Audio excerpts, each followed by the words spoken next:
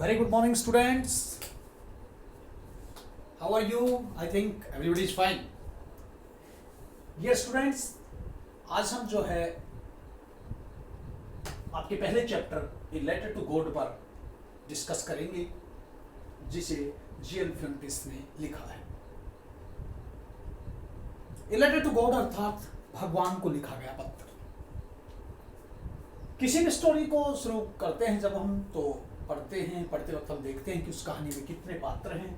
हम यहाँ भी कैरेक्टर्स की, पात्रों की चर्चा कर रहे हैं। लेंचो स्वयं इस कहानी के मुख्य पात्र हैं, जिन्हें लेंको भी कहा जाता है, लेंको या लेंचो। एंड गॉड, भगवान पर उनकी जो है असीम विश्वास है उनका। उनके फैमिली मेंबर्स लेंको के जितने भी हैं। पोस्टमैन इस कहानी में मुख्य पात्र, और एम्प्लॉयज ऑफ पोस्ट ऑफिस के जितने भी एम्प्लॉयज हैं वो भी, जितने भी काम करने वाले आदमी पोस्ट ऑफिस के, वो भी इस कहानी के मुख्य पात्र हैं। लेंको जो है एक पुअर फार्मर है। He was sitting in his house. Suddenly he has gone outside and standing in the middle of his field. अपने खेतों के बंधे में खड़े हुए हैं। Suddenly heavy wind began. तेज हवाएं चलती हैं। With large hailstones, और बड़े बड़े ओले गिरने लग जाते हैं।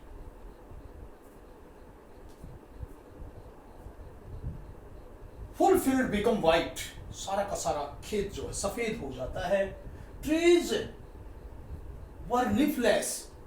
पेड़ों से पत्ते गिर जाते हैं और पेड़ पत्तों के बगैर हो जाते हैं, पत्तों के विहीन हो जाते हैं। All corns destroyed, और सारी की सारी फसल नष्ट हो जाती है।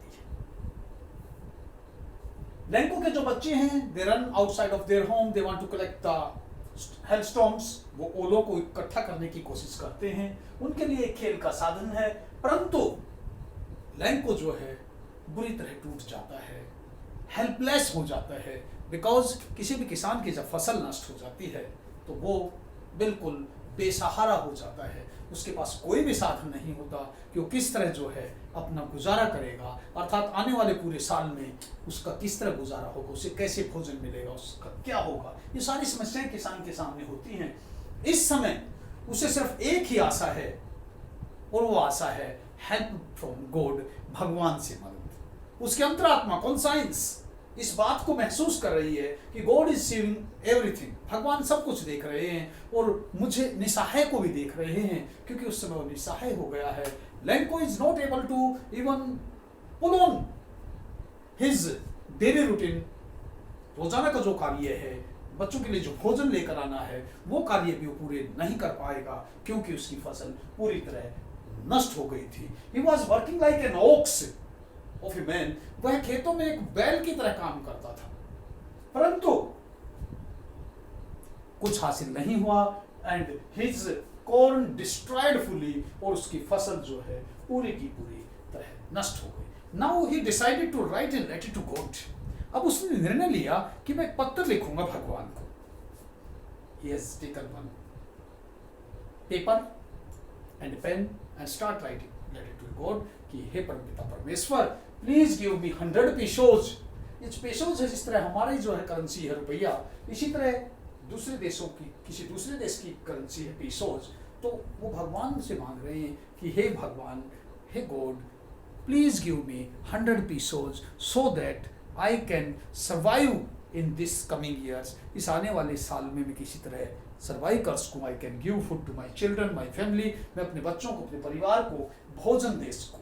And he had purchased one envelope also, put that letter inside the envelope, close it, and now he want to write the address.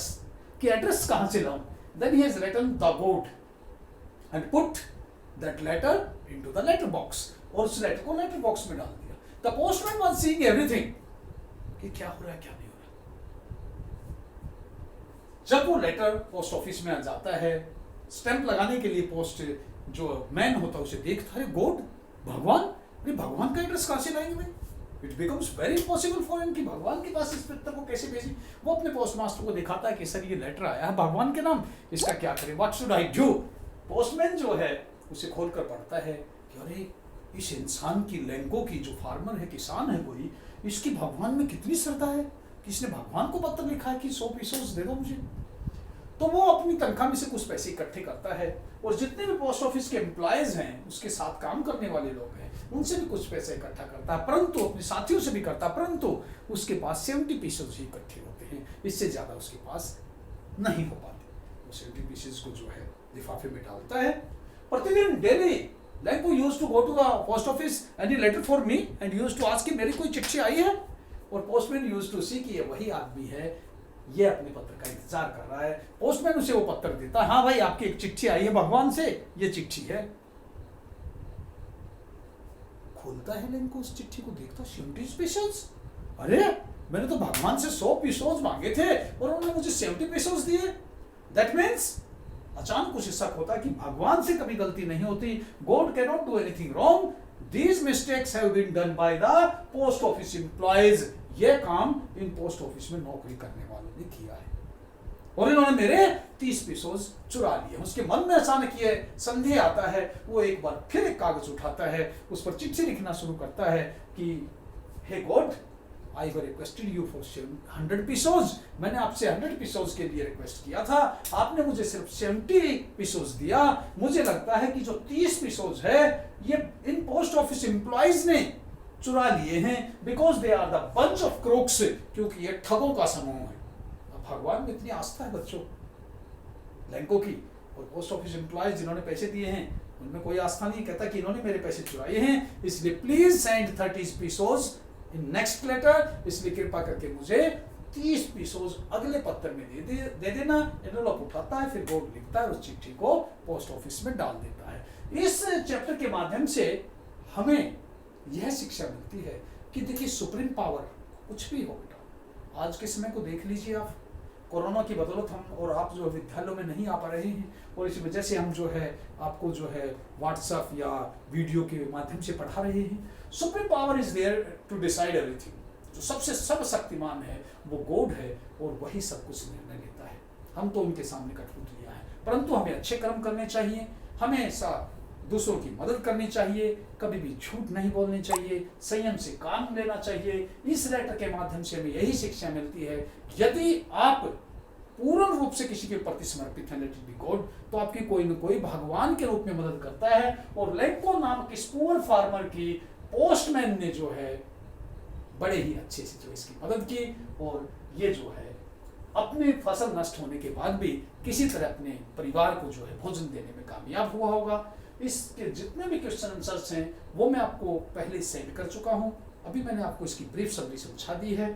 हम और आप वीडियो के माध्यम से मिलते रहेंगे बच्चों, लेकिन समय जरूर देना, अपनी कॉपियां बना लेना, ढंग से काम करना।